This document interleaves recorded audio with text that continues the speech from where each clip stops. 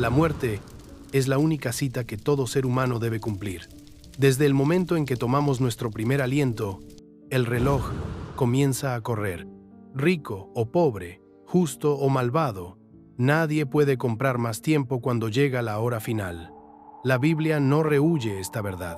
En Romanos 5:12, Pablo escribe: Por lo tanto, así como el pecado entró en el mundo por un solo hombre, y por el pecado entró la muerte, así también la muerte pasó a todos los hombres, porque todos pecaron. No es solo una consecuencia física, es una herencia espiritual. El pecado resquebrajó los cimientos de la creación y, a través de esa fractura, se coló la muerte, envolviendo a todas las almas nacidas de carne y hueso. No importa lo rápido que corramos o lo saludable que vivamos. Tarde o temprano, la tumba abre su boca.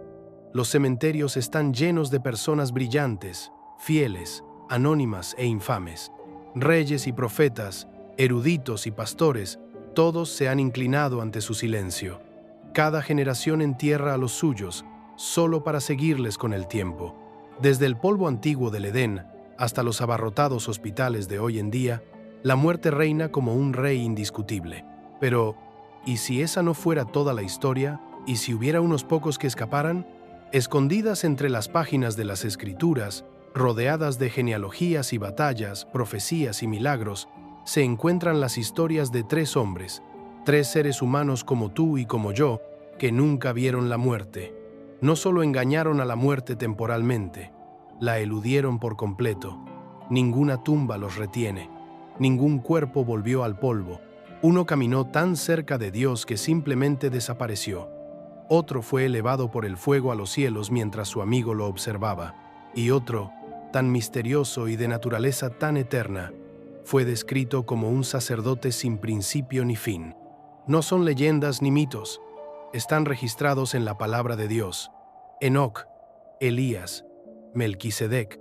Sus historias son más que relatos fascinantes.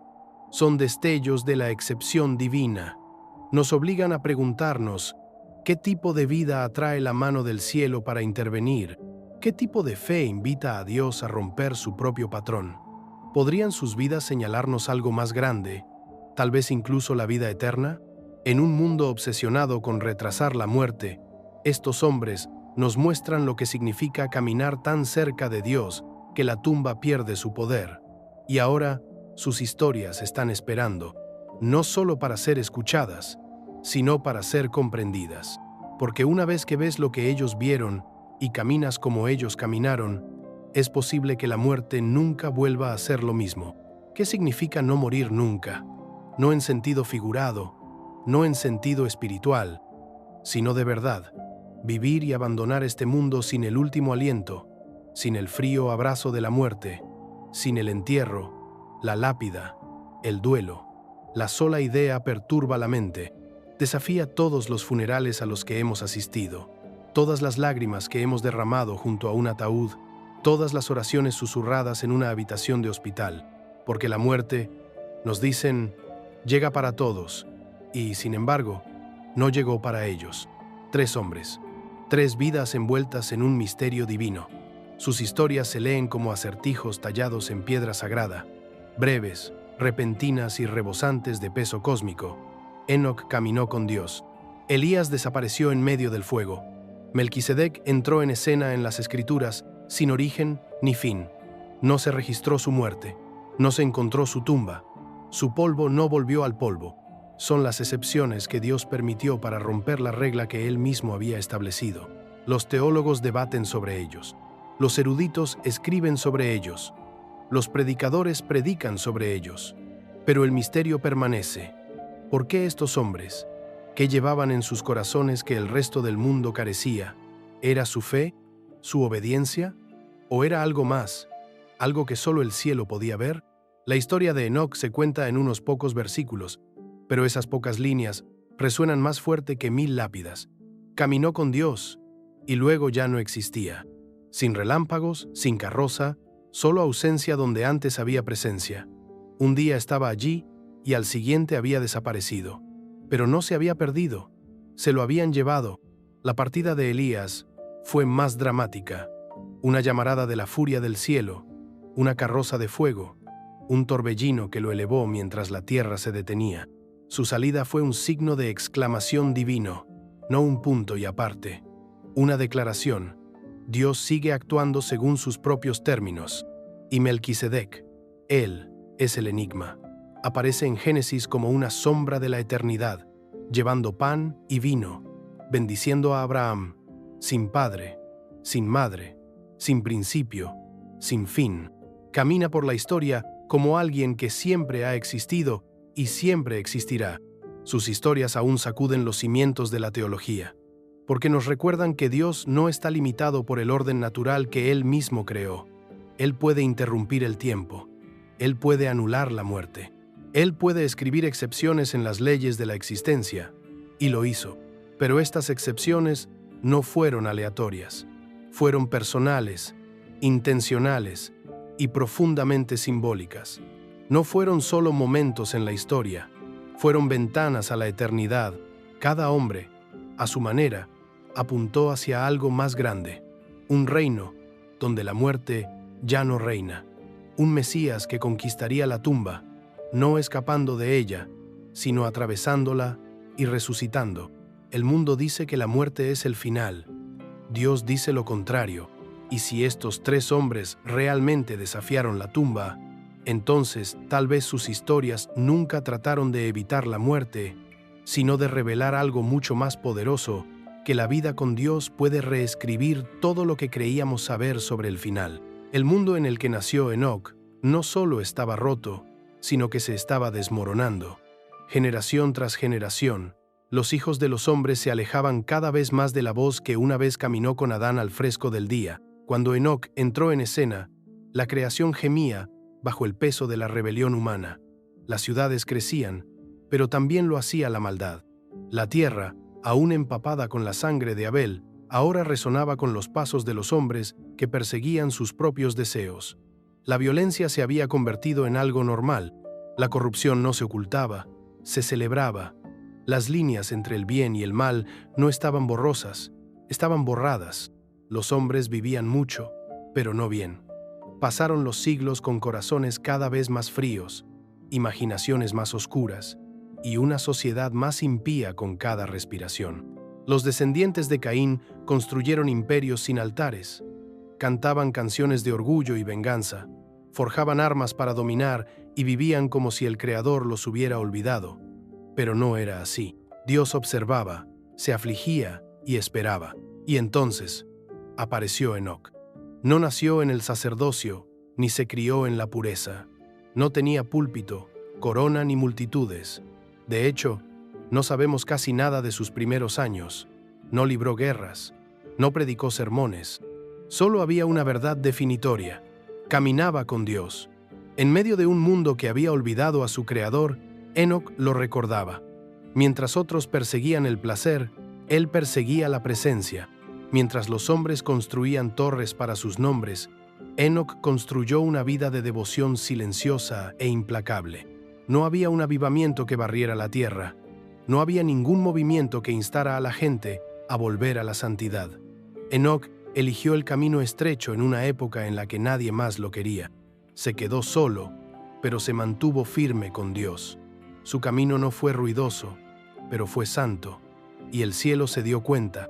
Se convirtió en una protesta silenciosa contra el pecado de su generación.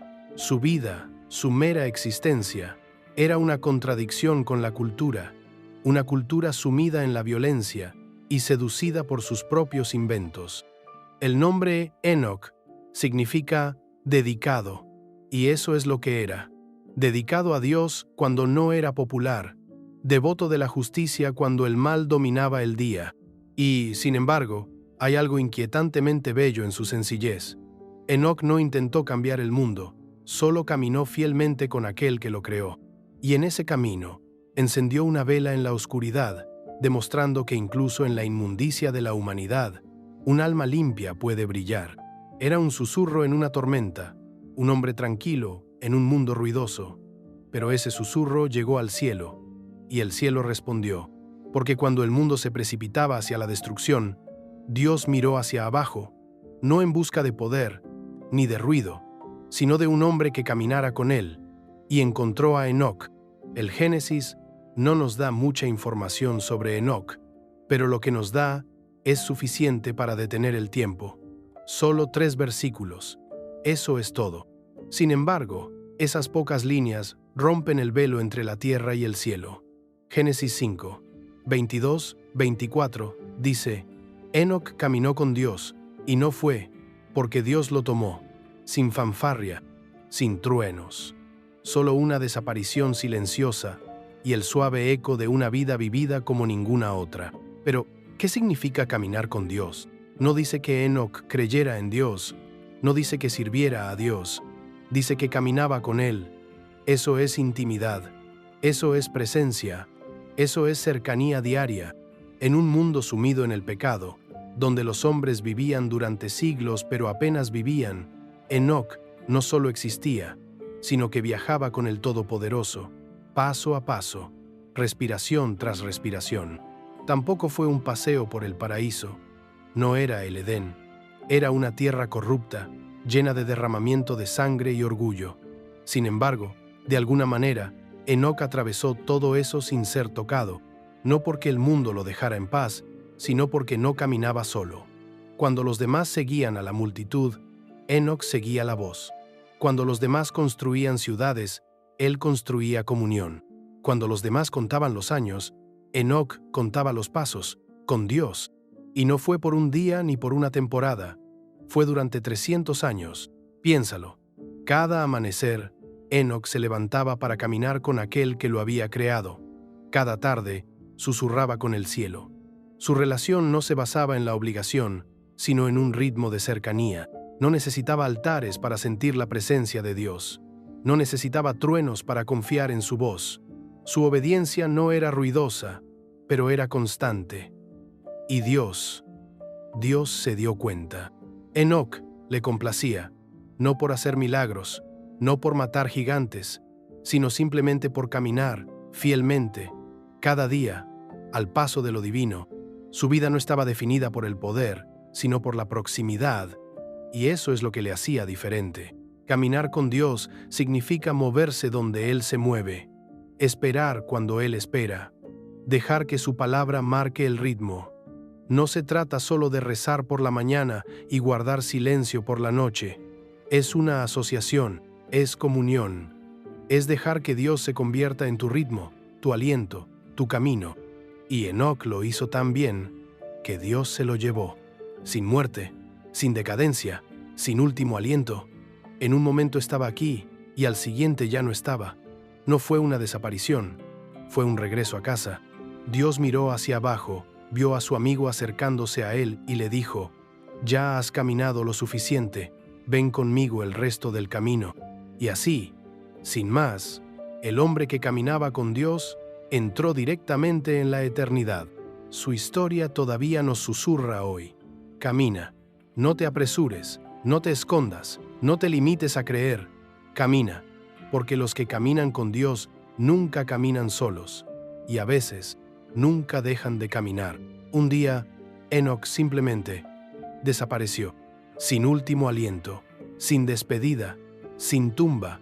Su familia lo buscó, sus vecinos preguntaron, pero no había nada, ni cuerpo, ni sangre, ni señales de lucha, solo ausencia, un silencio que resonaba más fuerte que la muerte. El hombre que había caminado con Dios se desvaneció sin dejar rastro. El Génesis lo registra con una calma inquietante, y no fue porque Dios se lo llevó, no fue asesinado, no fue enterrado, fue llevado. Hebreos 11:5 levanta ligeramente el velo y nos permite vislumbrar el misterio. Por la fe, Enoc fue quitado de la vida para que no viera la muerte, y no fue hallado porque Dios lo había tomado. Lo buscaron, quizás lo llamaron por su nombre, quizás buscaron en los senderos del bosque por donde solía caminar, pero no estaba en ninguna parte. Dios se había inclinado hacia lo ordinario y había llevado a Enoc a la eternidad. ¿Y por qué? Porque agradaba a Dios. Eso es todo. No porque dirigiera ejércitos, no porque escribiera las escrituras, sino porque su fe coincidía con sus pasos. porque caminó al ritmo del corazón de Dios hasta que ese ritmo lo llevó al cielo, sin transición, sin demora, solo un paso fiel tras otro, hasta que el siguiente paso no aterrizó en la tierra. Pero hay más. Fuera del canon de las Escrituras, el libro de Enoc amplía su historia a algo aún más asombroso. Aunque no forma parte de la Biblia oficial, este antiguo texto judío era conocido por los primeros creyentes e incluso se cita en el libro de Judas. En él se describe a Enoc no solo como un hombre tranquilo y de fe, sino como un hombre atrapado en reinos más allá de la comprensión. Un hombre que vio ángeles, un hombre al que se le mostraron los secretos del universo, las estrellas, los cielos, el juicio venidero, la guerra entre la luz y la oscuridad. En esta tradición, Enoc se convierte en algo más que un fiel caminante. Se convierte en un escriba de la justicia, un mensajero entre el cielo y la tierra. Ve la caída de los ángeles. Escribe sobre cosas demasiado grandes para que los hombres las conozcan. Camina por los cielos guiado por seres celestiales, registrando misterios ocultos a los ojos humanos. E incluso en esta visión ampliada, una verdad permanece. Enoc era diferente, marcado, elegido. Algunos descartan estos escritos como leyendas. Otros ven en ellos una sombra de verdad. Pero incluso sin ellos, el misterio permanece. Dios se llevó a Enoc, no como castigo, no con ira, sino como un favor, como si Dios dijera, ya no perteneces a este mundo. Y tal vez tenía razón. En un mundo que se hunde cada vez más en el pecado, Dios extendió su mano y se llevó al hombre que lo había elegido. No porque Enoc fuera perfecto, sino porque estaba dispuesto a caminar, dispuesto a confiar, dispuesto a estar cerca. Y así fue llevado Enoc, no por una enfermedad, no por la guerra, sino por Dios mismo, un hombre que no dejó ningún cuerpo atrás, porque en realidad nunca perteneció a la tierra. Israel había olvidado quién era, una nación que en otro tiempo había sido moldeada por un pacto, ahora se había postrado ante ídolos tallados y dioses extranjeros. Bajo el reinado del rey Acab, el colapso espiritual no solo fue lento, sino deliberado. Acab no solo toleraba la maldad, se casó con ella. Jezabel, su reina, era un torbellino de devoción pagana, una suma sacerdotisa de Baal disfrazada de realeza. Juntos, convirtieron el trono de Israel en un altar para dioses falsos, derribando lo sagrado y levantando abominaciones en su lugar. El pueblo los siguió, no porque dejaran de creer en Dios, sino porque dejaron de temerle. Los altares del Señor quedaron en ruinas, mientras Jezabel alimentaba a cientos de profetas de Baal con la mesa del palacio. Lo que antes era santo se había convertido en una reliquia. La verdad se cambió por la conveniencia. La justicia fue silenciada con amenazas. Y en las calles de Samaria, el nombre de Yahvé se convirtió en un susurro. Pero el cielo no guardó silencio. De entre el desierto surgió un hombre, vestido con ropas ásperas, de mirada salvaje, imperturbable. Elías, sin título, sin ejército, solo una palabra ardiendo en sus entrañas, se presentó ante Acab sin miedo, con voz de juicio. Vive el Señor Dios de Israel, ante quien estoy, que no habrá rocío ni lluvia en estos años, sino según mi palabra. Y así, sin más, los cielos se cerraron. Los cielos, que antes eran fuente de bendición, se convirtieron en un espejo de la sequía espiritual de la nación. 3 años y medio de silencio. Las cosechas se marchitaron, los ríos se secaron, el hambre se extendió, y aún así, el pueblo no se arrepintió. Pero Elías no desapareció después de pronunciar la maldición. Dios lo llevó a esconderse, primero a un arroyo, donde los cuervos le dieron pan y carne, luego a la casa de una viuda en un pueblo moribundo, donde nunca se agotaron un puñado de harina y aceite. El juicio pudo haber caído sobre la tierra, pero la provisión siguió al profeta. Sin embargo, Elías era más que una voz de juicio. Era el último enfrentamiento entre un Dios santo y una nación rebelde.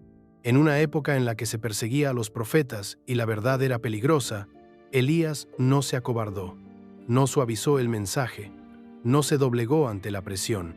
Se mantuvo firme en las ruinas de la fe de Israel y se negó a arrodillarse, esto era más que rebelión, era traición espiritual. Y Elías, solo, superado en número y perseguido, se convirtió en la línea divisoria. No era un rey, no era un sacerdote, era algo más peligroso, un hombre que aún creía, un hombre cuyo corazón latía al unísono con el cielo, un hombre que sabía que una sola voz, alineada con Dios, podía sacudir a una nación, y esa voz apenas estaba comenzando. El sol golpeaba con fuerza el monte Carmelo, agrietando la tierra bajo los pies de una nación hambrienta de lluvia y de verdad. 3 años de sequía habían convertido en polvo la tierra que una vez fue exuberante, y los cielos se negaban a responder. Pero el silencio de Israel era más profundo que los campos secos. Sus corazones se habían endurecido más que la tierra. El nombre de Yahvé, que una vez fue el estandarte de un pueblo apartado, ahora era solo uno entre muchos. Baal había tomado el trono en su adoración, y los profetas del Señor habían sido asesinados o dispersados. Pero un hombre aún se mantenía en pie. Elías subió a la montaña ese día no para dar espectáculo, sino para enfrentarse a Baal. Se enfrentó solo a 450 profetas de Baal, con el rey y todo Israel mirando. Su voz atravesó el viento seco como un trueno. ¿Hasta cuándo vais a estar indecisos entre dos opiniones? Si el Señor es Dios, seguidle, pero si Baal es Dios, seguidle. El pueblo no dijo nada. No por reverencia, sino por culpa. El desafío era sencillo.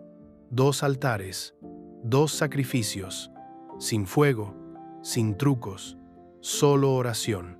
El Dios que respondiera con fuego sería el verdadero Dios. Los profetas de Baal comenzaron temprano. Bailaban, cantaban, gritaban, nada. Pasaron las horas. Se cortaron, mezclando su sangre con el polvo y la desesperación. Seguía el silencio. Elías observaba, casi divertido, y se burlaba de ellos. Gritad más fuerte. Quizá esté dormido, o de viaje, o en el baño, pero no se oyó ninguna voz, no cayó ninguna llama. Baal estaba tan vacío como sus cánticos. Entonces llegó el turno de Elías. Reconstruyó el altar del Señor, piedra a piedra, en un silencioso acto de restauración en una tierra devastada. Cavó una zanja, colocó la leña, puso el sacrificio, luego hizo algo descabellado, empapó el altar con agua, 1 vez, 2 veces, 3 veces. La zanja se desbordó, todo quedó empapado, y entonces oró, sin gritos, sin bailes, solo 12 segundos de confianza pura y santa. Señor, Dios de Abraham, Isaac e Israel, que se sepa hoy que tú eres Dios en Israel, y que yo he hecho todas estas cosas por tu palabra. Y el cielo se movió. El fuego cayó, no suavemente, ni lentamente, sino como un rugido desde el trono de Dios. Consumía el sacrificio, la madera, las piedras, el polvo, y lamía hasta el agua del foso. En un instante, todo lo falso quedó al descubierto, todo lo santo quedó confirmado. El pueblo cayó sobre su rostro, temblando, y gritó, «El Señor es Dios, el Señor es Dios». Y en ese único y deslumbrante momento, la sequía terminó, no solo en los cielos, sino en los corazones de un pueblo que había olvidado quién era, porque cuando el fuego cae del cielo, las mentiras que tenían poder se convierten en cenizas, y la verdad permanece, inquebrantable, resplandeciente tras la tormenta. El fuego había caído, el pueblo se había postrado, los profetas de Baal ya no existían, pero la victoria no siempre se siente como un triunfo. A veces, cuando el rugido se desvanece y la adrenalina se agota, lo que queda es algo que nadie espera: el vacío, el miedo, el agotamiento. Elías, el hombre que había invocado el fuego del cielo, huyó ahora al desierto con las manos temblorosas y el espíritu quebrantado. La amenaza de Jezabel fue rápida y contundente. «Mañana a esta hora haré que tu vida sea como la de ellos». Su voz resonó en el alma de Elías con más fuerza que los vítores en el monte Carmelo. Y así, el profeta que se había enfrentado solo a toda una nación, ahora corría solo hacia el desierto. No corría para luchar, corría para morir. Bajo un arbusto en el calor abrasador, Elías se derrumbó. Ya no había oraciones por el fuego, solo una frase dolorosa: «Basta, quita mi vida». El hombre de los milagros no tenía nada, ni fuerzas, ni voluntad, solo el peso vacío de la desesperación. Y sin embargo, incluso en ese abismo, Dios no lo reprendió. Envió a un ángel, con comida, con agua, con descanso, porque el cielo sabe cuando un profeta necesita sanación más que un sermón. Elías viajó 40 días y 40 noches hasta el monte Horeb, la misma montaña donde Moisés se encontró una vez con Dios entre truenos y humo. Pero este encuentro sería diferente. Encontró una cueva y se escondió allí, en silencio, destrozado. Entonces llegó la pregunta: «¿Qué haces aquí, Elías?». La voz no estaba enfadada, no era vergonzosa, era la voz de un padre que suavemente devolvía a su hijo a su propósito. Elías derramó su dolor, su soledad, su miedo, su sensación de que todo lo que había hecho había sido en vano.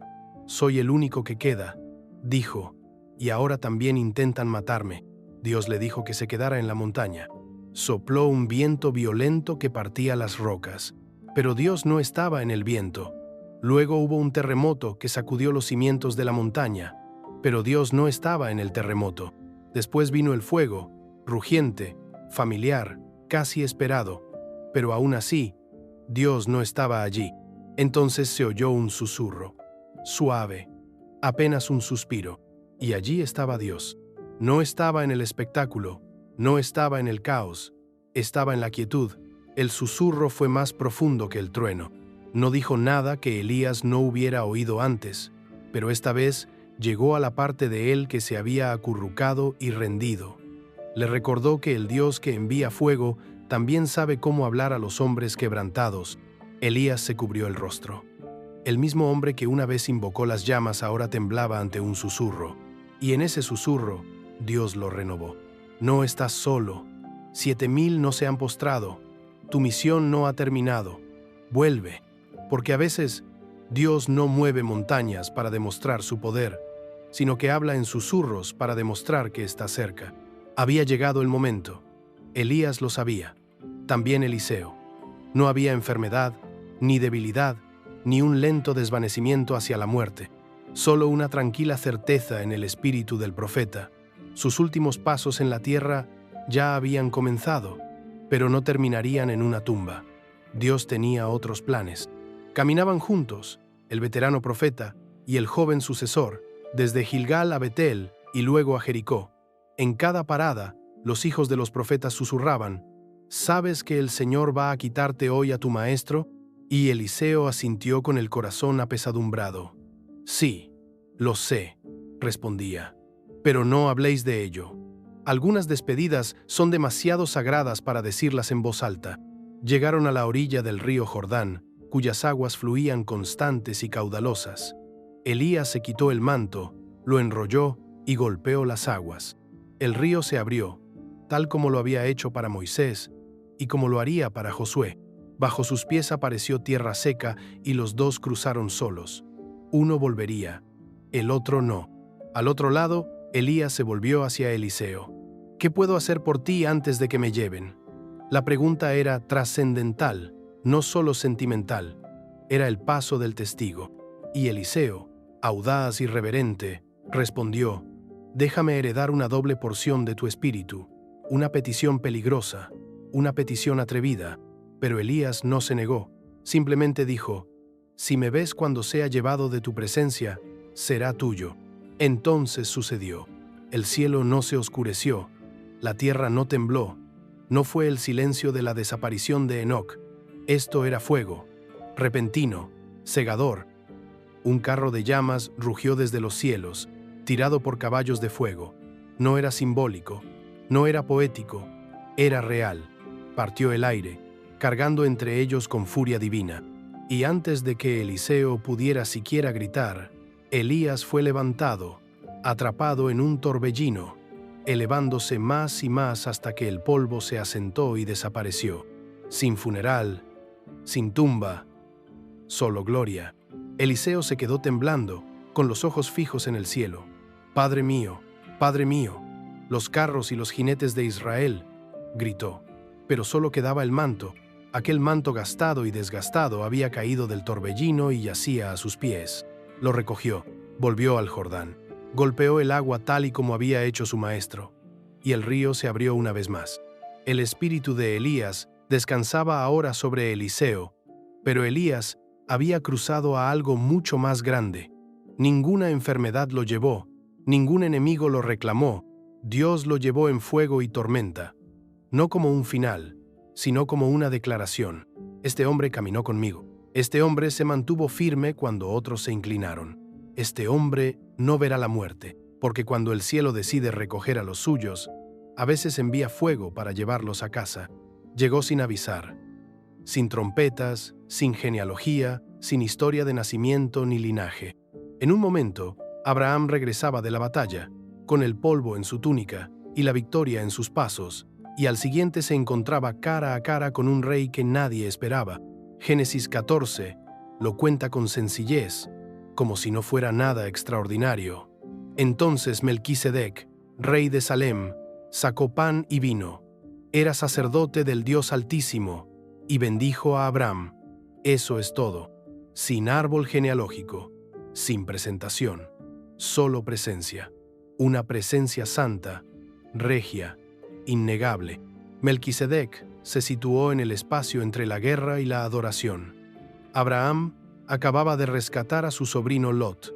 Había luchado contra reyes, derramado sangre, y ahora aparece este desconocido, no con armas, sino con comunión, pan, vino, un sacerdote, no de ídolos, ni de dioses tribales, sino de El Elión, el Dios Altísimo. Mucho antes que Moisés, mucho antes que Leví, este hombre ya era sacerdote, ya era rey, y, de alguna manera, Abraham sabía que no era alguien a quien ignorar. No hubo negociación ni batalla de egos, solo bendición. Melquisedec alzó la voz y pronunció la aprobación del cielo sobre Abraham. Bendito sea Abraham por el Dios Altísimo, creador del cielo y de la tierra, y bendito sea el Dios Altísimo, que ha entregado a tus enemigos en tu mano. En ese momento, el patriarca de Israel inclinó su corazón ante alguien más grande, buscó entre el botín de guerra y entregó la 10ª parte, sin que se lo pidieran. Un diezmo, no por ley, sino por reconocimiento. Vio algo eterno en Melquisedec, algo antiguo y sagrado. Pero, ¿quién era este rey? Venía de Salem, que significa paz. Su nombre significaba Rey de la Justicia. Era tanto sacerdote como monarca, una unión que más tarde prohibiría la ley. Y sin embargo, allí estaba, incuestionable, imperturbable por el tiempo o la tradición. El texto no menciona a sus padres, ni da ninguna pista sobre su nacimiento o su muerte.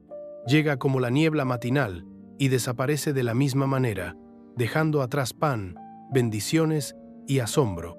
Durante siglos, la aparición de Melquisedec desconcertó tanto a eruditos como a místicos. No encajaba en el guión, no formaba parte del pacto, pero honraba al Dios del mismo. No era de la casa de Abraham, pero se situó por encima de ella durante un instante. No profetizó, pero todo en él parecía una profecía. Y Abraham, el amigo de Dios, no solo lo reconoció, sino que le respondió con adoración, porque a veces Dios no envía un mensaje a través del trueno o las llamas, sino a través de un hombre que camina en silencio, envuelto en misterio. Melquisedec era ese hombre, un presagio, un susurro de eternidad envuelto en ropas reales. Y aunque su nombre desaparece del Génesis, tras unos pocos versículos, su presencia sigue resonando. No todos los reyes tienen un trono, no todos los sacerdotes visten lino. Algunos llegan en momentos entre batallas, llevando pan y vino, y nos recuerdan que hay quienes caminan por esta tierra como si nunca hubieran pertenecido a ella. No era solo un rey, era una declaración. Su trono se encontraba en Salem, la antigua Salem, antes de que se llamara Jerusalén, antes de que David la conquistara, antes de que se levantaran y cayeran los templos. El nombre significa paz, no la ausencia de guerra, sino la presencia de la integridad. la plenitud, Shalom, y su nombre, Melquisedec, significaba Rey de la Justicia. Así que cuando el Génesis dice que era el rey de Salem, no se trata solo de geografía, sino de teología. Era, por su título y su ubicación, el rey de la justicia y el rey de la paz.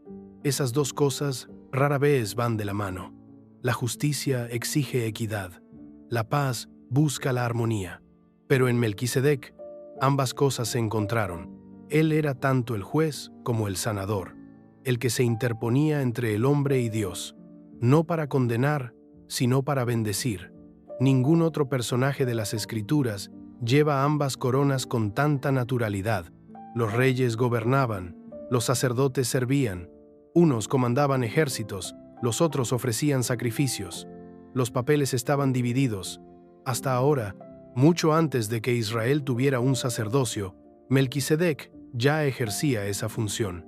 Mucho antes de que naciera Leví, este rey ofrecía pan y vino en presencia del Altísimo, sin tabernáculo, sin cortina, sin arca. Y, sin embargo, Dios lo honró. El cielo lo reconoció. Abraham, el padre de las naciones, se inclinó ante él. No se trataba de política. Era un sacerdocio de otro nivel, uno divino. Y siglos más tarde, David, rey, guerrero y poeta, recordaría este momento y escribiría algo que sacudió los cimientos del orden religioso. En el Salmo 110 escribe: «El Señor ha jurado, y no cambiará de opinión. Tú eres sacerdote para siempre, según el orden de Melquisedec». No estaba escribiendo sobre sí mismo, estaba escribiendo sobre el Mesías, porque Melquisedec no era solo un sacerdote, era un prototipo, apuntaba hacia un sacerdocio mayor, uno que no pasaría, uno que no requería linajes ni altares hechos por manos humanas, uno que podía albergar la paz y la justicia en el mismo corazón, el tipo de sacerdote que podía interceder entre Dios y el hombre, no temporalmente, sino eternamente. Y así es exactamente como el libro de Hebreos describiría más tarde a Jesús. Jesús, el Hijo de Dios, no era levita, venía de Judá, la tribu de los reyes, no de los sacerdotes.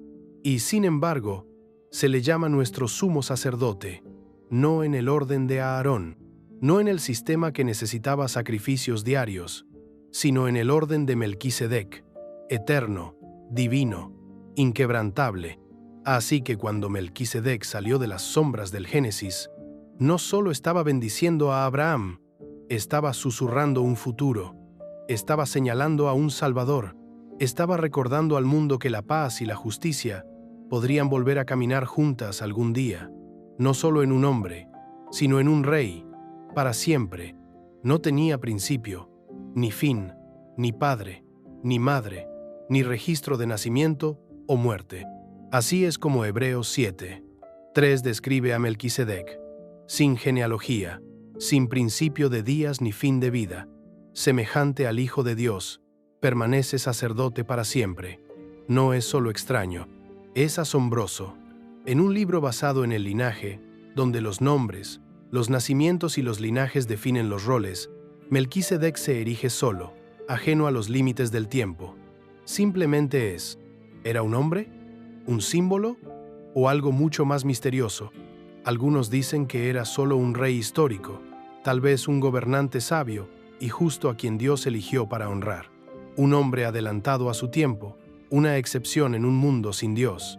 Esa es una opinión, clara, fundada, razonable, pero entonces Hebreos no lo deja ir tan fácilmente.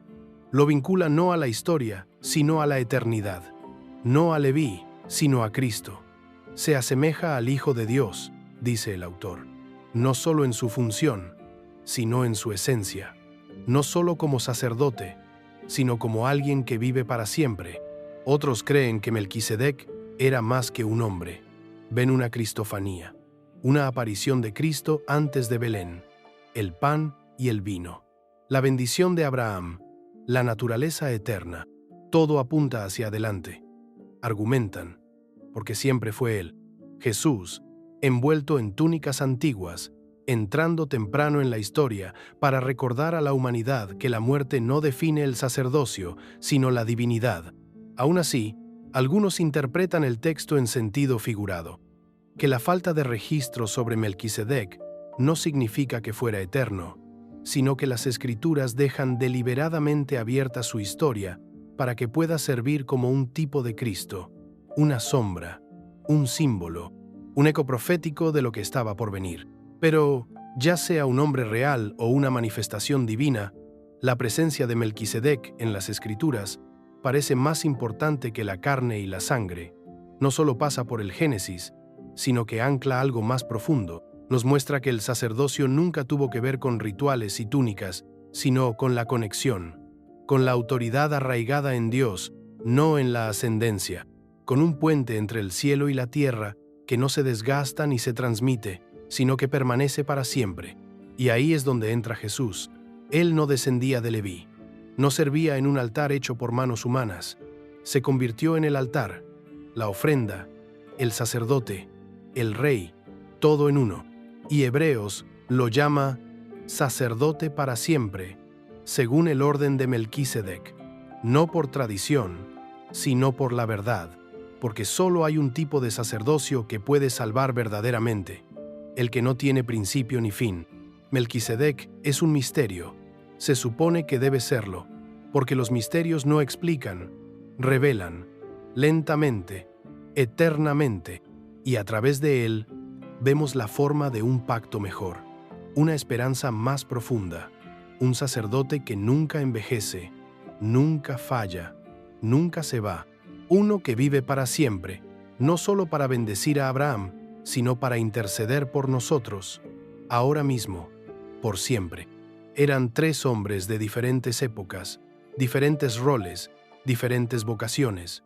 Uno caminaba en silencio, otro invocó fuego, otro salió de la nada, bendijo y volvió a desaparecer, y sin embargo, de alguna manera, están unidos por el mismo hilo invisible, hombres que nunca murieron, Enoc, Elías, Melquisedec, no porque fueran sin pecado, no porque fueran perfectos, sino porque algo en sus vidas susurraba eternidad mientras sus pies aún tocaban la tierra. La fe, esa fue la primera señal, no la fe que espera una prueba, sino la fe que camina cuando nadie mira. Enoc creyó en Dios no solo en momentos de crisis, sino en todo momento. A lo largo de siglos de decadencia, eligió la intimidad en lugar de la independencia. Caminó con Dios cuando el mundo había olvidado su nombre. La fe de Elías era ruidosa.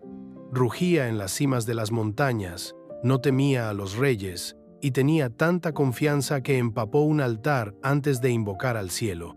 Y Melquisedec caminaba con una autoridad tan inquebrantable que incluso Abraham, el patriarca, se inclinó ante él. Cada uno de ellos llevaba una fe que no solo sobrevivía, sino que los definía. Luego vino la obediencia, no un deber ciego, sino un corazón que decía sí cuando era costoso. Enoc obedeció cuando la obediencia significaba aislamiento. Elías obedeció cuando la obediencia lo convirtió en un blanco. Melquisedec obedeció sin que se registrara una sola orden. Su vida era la orden.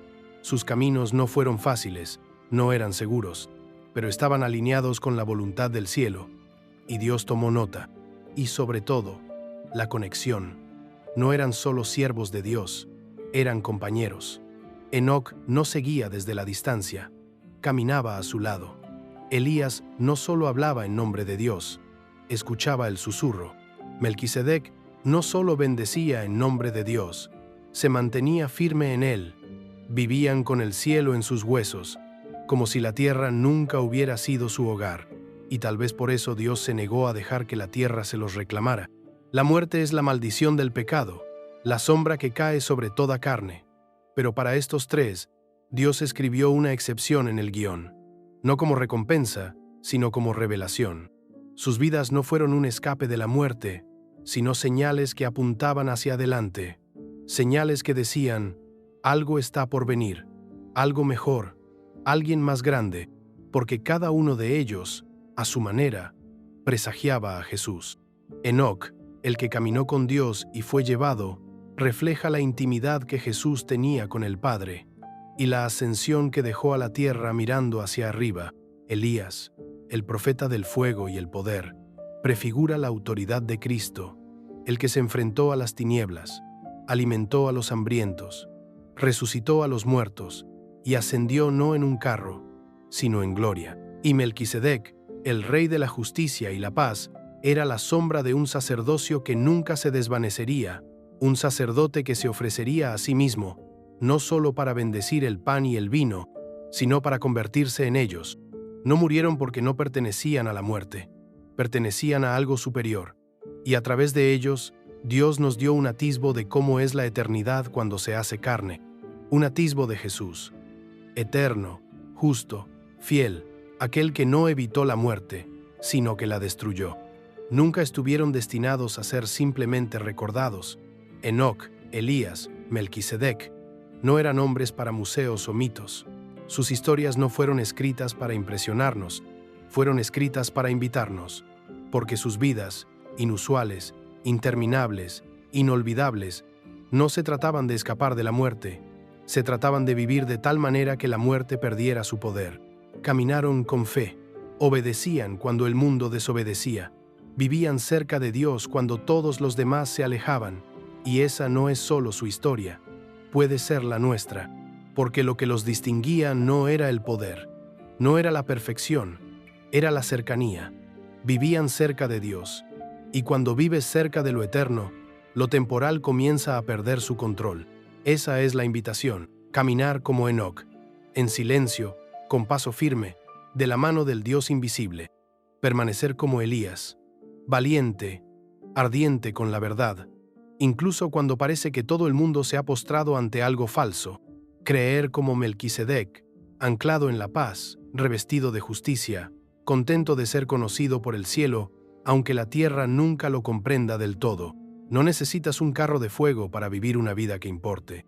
Solo necesitas caminar al paso de aquel que te creó, porque la muerte aún viene por nosotros, pero no tiene por qué definirnos. Y si vivimos como estos tres cercanos, fieles, con una mentalidad eterna, también nosotros podemos vivir de tal manera que la muerte se convierta en una puerta, no en un destino. Así que esta sea nuestra oración. Padre Celestial, tú eres el Dios de la eternidad, el que tiene todo el tiempo en tus manos, y hoy nos postramos ante ti con reverencia, ante el misterio, ante la misericordia, ante los hombres a los que atraíste, hombres que nunca conocieron la muerte porque caminaron contigo. Ayúdanos a vivir como Enoc, en devota tranquilidad, a caminar contigo cuando nadie más lo haga. Ayúdanos a hablar como Elías, con fuego en nuestros huesos y verdad en nuestras bocas. Ayúdanos a reinar como Melquisedec, con paz, con justicia, con sagrada quietud, que nuestras vidas reflejen tu gloria, no solo en los momentos de grandeza, sino en cada paso ordinario. No pedimos escapar de la muerte, pedimos vivir tan plenamente contigo que cuando llegue nuestro momento, ya hayamos comenzado la eternidad. En el nombre de Jesús, oramos. Amén. Porque la meta no es solo no morir nunca. La meta es vivir tan profundamente con Dios que la muerte no pueda tocar lo que más importa. Así que camina, permanece, cree, vive como si fueras hecho para la eternidad, porque en Él lo eres.